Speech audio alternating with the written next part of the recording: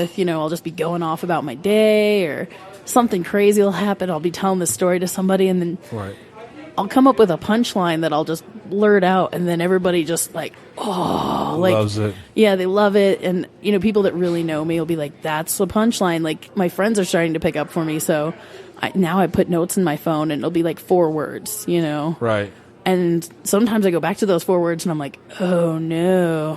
Like, what is purple monkey? Like, I do it all the time, but I'm a drunken stupor when I'm writing this shit down. Liz, I have found so many drunken letters myself, and there for a while, a lot of my material was written drunk. I mean, I would sit at home, I'd get a 12-pack, and I'd punish that 12-pack, and then I had a voice recorder. I bought a voice recorder, and I should keep these voice recordings because.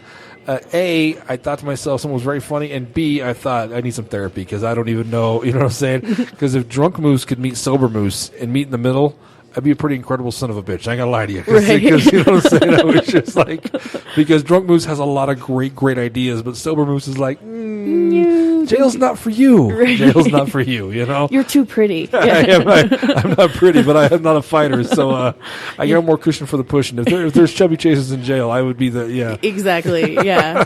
They would love it. The little goatee. Oh, yeah. You're kind of a bear, I guess maybe I could be. I don't understand the whole gay sling, by the way, or lingo, because they're bottoms, tops, power bottom, power forwards. I don't really understand that whole thing either. I mean, and it's hard because I am kind of in the quote unquote gay community. And are you? Okay. Right. I mean, I'm bisexual, and my oldest brother's gay and lives in San Francisco, and so there's I spend a lot of time. I'm going to San Francisco in January. Actually, I try to go there like every 6 months. I love it there. And I perform there when I go. So if anybody's listening in San Francisco. Where are you going to perform?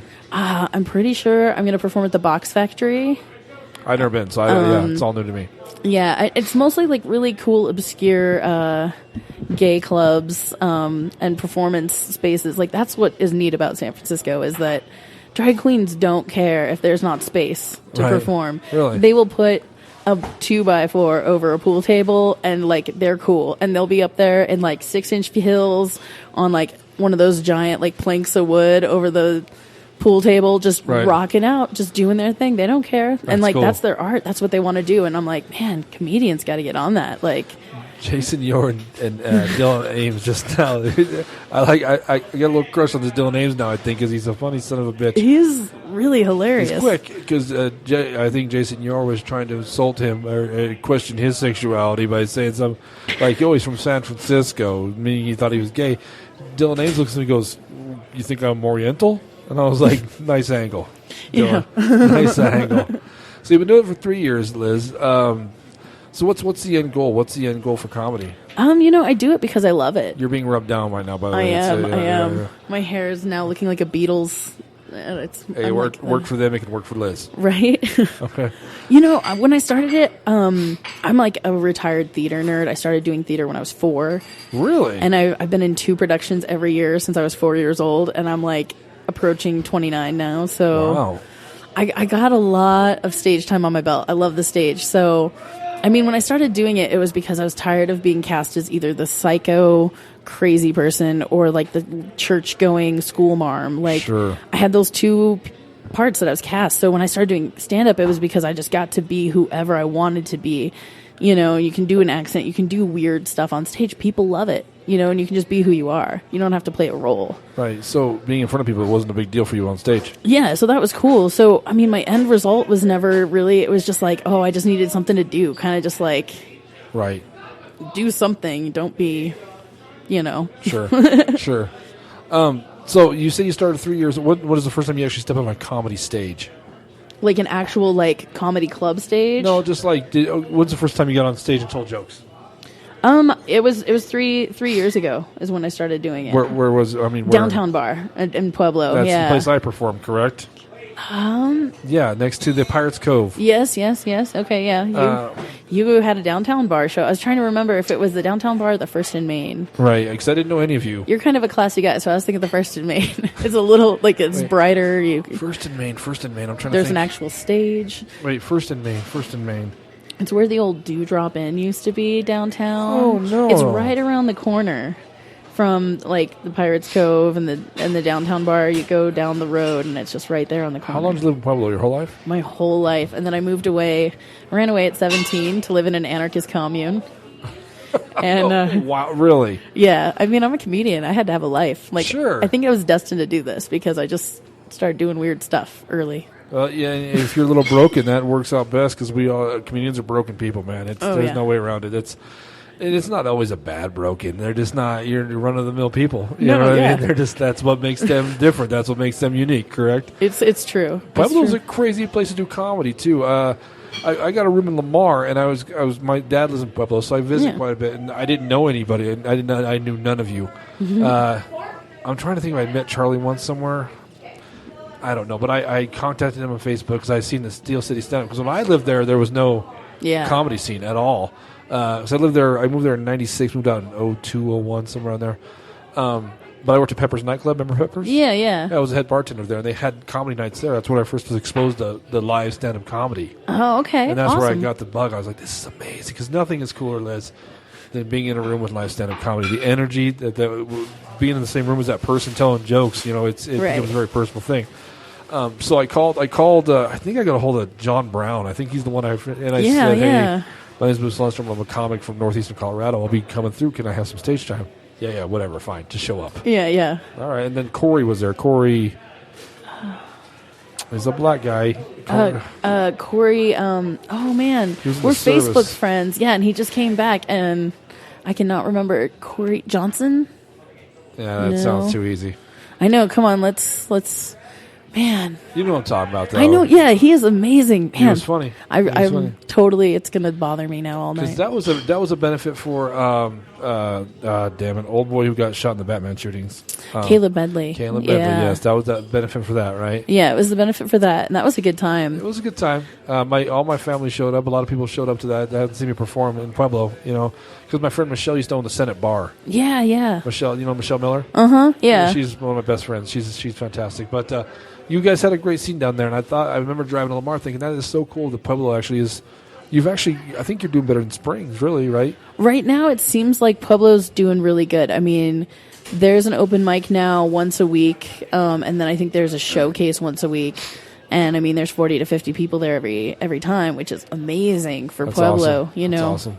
They're hungry for it. They're hungry for it now, and we just gotta. I hope the momentum stays. I'm a little jealous that I'm not down there, to be honest. But I have a kind of a dual focus. I'm here trying to get my quote unquote education. So. And what are you going to school for? Early childhood special education. So, okay, cool. Do you know where Shorty's? You probably know where Shorty's is here in Greeley. No, but I'm actually figuring that out. I gotta make the rounds more now that this place is going. Yeah, Dave Alois owned it, and that's how me and Adam started an open mic night years and years ago before this place opened. Oh, okay. And one of my original ideas was to get a hold of, because I know Kevin Shook pretty well. Yeah, we're buddies. Kevin's awesome. Yeah, Kevin's great. And I was going to call him and say we should do a South versus North kind of thing for comedy, like send 4 Southern Colorado comics to one of our mics, and we'll send 4 of ours. We'll just swap. Yeah. How fun would that have been? That'd have been cool, wouldn't it? Oh, yeah. And I mean, I had John Brown and Charlie McMullen and Matt Chapman, who's actually from the Colorado Springs area. I think I know Matt. Is he pretty new? Is he older? He's pretty new. I might not know. But he's definitely doing good. He's doing good for a new guy. I mean, he held his own here, which was cool. And the 3 of them came up, and I was like, man, they were bummed out because this place is going under. But that was kind of the idea we had, too, was having a NoCo versus SoCo SmackDown. That'd be fun, wouldn't it? It would be hilarious. It'd be a good time. And you get around the Denver crew, kind of. You know what I mean? A little bit. You would get around them, because, I mean, they're great, too. Denver's comics are all fantastic. But in the Outer Rims, we're the Outer Rim comics, because I'm from further out than you guys are. You guys are in the South. We're in the boonies of the Northeast. We're up here now, not Lamar. But are you still doing your room in Lamar? Yeah, but it's pretty sporadic. It's like 3 times a year. That's cool, though. Yeah, it's cool, and we're going to try and branch out as time and money provide. It's such a crazy game. You know what I mean? To get paid to do this and to get comics working rooms, and it's okay if it's all you're doing and you have time to do it. But Adam and I often run across time is our enemy. Right. You know what I mean? So it's a tough deal. So the end game for you, Liz, I mean, what is the end game for comedy? Is it a theater? Is it comedy? What is it for you? I mean, I love comedy, and like I would love to be, obviously a famous comedian or whatever. Sure. But I find the lesser known comics are kind of my favorite. People that not everybody knows. They're not household names. Such as. I mean, well, and see, it's hard to tell another comedian this because other comedians are like encyclopedias of comedians, Well, but I mean, like, not a lot of people know Cat Williams, Kathleen Madigan, Lonnie Love. I don't know Lonnie. Oh, she's good. Okay. Yeah, she's hilarious. She's got this whole piece about, like abortions and drive-thrus, and she cracks me up. She's such a funny lady. Awesome. So it's not that I want to be famous, but I definitely, I love making people laugh. I want to keep doing it. I want to keep doing what I love, Would you be comfortable, Liz, being the traveling comic? I mean, to be a comic that you make enough to make your bills, you're living, but you're doing something you love. How cool would that be? I mean, that's definitely something, if I didn't have a dog right now and I wasn't trying to be an adult, I would have totally done that a long time ago. Oh, really? Just to hit the road? Oh, man. I mean, I love my roommates, but they drive me crazy. And, Yeah. I've had an eclectic of enough life, but I haven't traveled enough nearly to satisfy me. And I went to Kentucky when I was 17 and I've traveled around. Is that where the commune was? That was where the commune was. And then we hitchhiked to Washington, D.C. Wow. Yeah. And then I got my heart broken, so I came back to Colorado and then I have this whole thing in San Francisco that I have a girl lover in San Francisco, so I go out there as much as I can. So I've gotten to see a lot of culture. How come she doesn't come see you, Liz? Love's a two-way road, babe. Love is a two-way road. I will say that. Okay. But she does have asthma, so Well, I don't expect her to fucking jog down here. You know what I mean? That's not coming to a high altitude, and then in San Francisco, the cost of living, living inside San Francisco is insane. Taking a week off work is you might as well just gouge out your eyes. Really? You're not going to be able to afford your rent. What does she do? She's a door girl, but okay. Yeah, she's cool. I mean, she's amazing, but there's lots of fish, lots of seas. Yeah, I Josh, like the asthma thing. That's a cop out. That's such a cop out. Who knows? I don't know. I'm making excuses for her because I don't want to push. I don't want to push the issue. Okay, all right. Was she gonna listen to this? I don't know. All right. Oh man. We'll see. Now the pressure's on. Do I let her listen to it? Do I not? Well, I might. I don't know if I'll put it on your page because there's gonna be 30 comics. So to spread that out to 30 people, that might be tough. But we'll see. Yeah, I had this boy I was kind of dating. He showed up to the bar last night, and I tried to break up with him several times, and he wasn't really getting it. And he went to go hug me, and it was so funny because Josh and the whole bar was packed, and he went to go hug me, and I shook his hand, I stuck my hand out and shook his hand, and I was like, "Have a good one." Liz. And everybody was real respectful, and they waited till he left the bar, and then everybody did the exact same thing you did, and everybody was like, "Oh, that's fucked up." That's cold, man. That's cold. That's cold. There's a reason I'm still single. I'm just saying. Me too, because I'm broken. That's what it is, right? I was married 6 years, so I don't know. Yeah. Wow, what happened to that? Oh man, that's a story we won't get into. Right, it's a long, twisted, messed up story. I went to jail. There, all kinds of crazy stuff happened. Here's what I just figured out, Liz. We're gonna wrap it up here pretty quick, and you're gonna get your own podcast. How's that sound?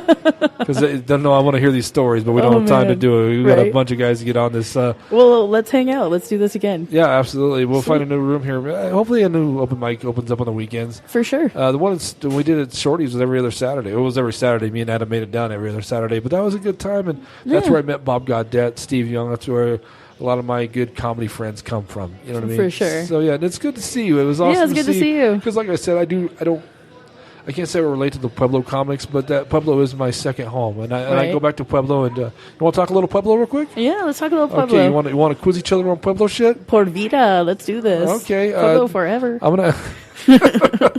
Okay, here's a joke. Every time I have a comic friend going to Pueblo, Vinny Montez and Matt Baca go, and I'm from Pueblo. I always say I'm from Pueblo. Like I said, I was born there, lived there 5 years, came back after high school. The word Bojan. Right. Okay, so you know what a Bojan is. I know what a Bojan is, yeah. You don't know or you do know? I do. What is a Bojan, Liz? Nobody knows this. Well, it's like a Slavic, Slovenian, Scandinavian. Okay. Lots of, kind of that mishmash of European, Eastern European, Dirty I don't know. Eastern European, yeah. Yeah, that crew. It's an insult in Pueblo. It's an insult, but it's also like something that people take pride in too. I also hear people be like, I'm a Bojan. I'm proud to be a Bojan. And then I also hear people be like, you bleepity bleep Bojan. Like they're all. When I first moved to Pueblo, it was 95, 96, somewhere around there. I was 21. So it's been 96.